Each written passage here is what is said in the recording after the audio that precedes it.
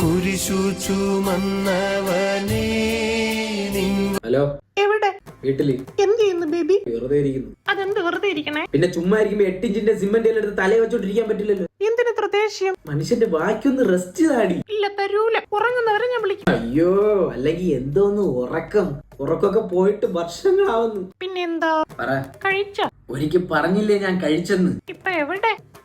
വീട്ടില്. എന്ത് ചെയ്യുന്നു? ഞാനിവിടെ എവിടെ? തുണി മൊത്തം അഴിച്ചിട്ടിട്ട് കളിച്ചോണ്ടിരിക്കുന്നു. എന്നാ വീഡിയോ കോൾ വിളി, എനിക്ക് കാണണം. പച്ച ഒന്നും പറയാനും പറ്റൂല.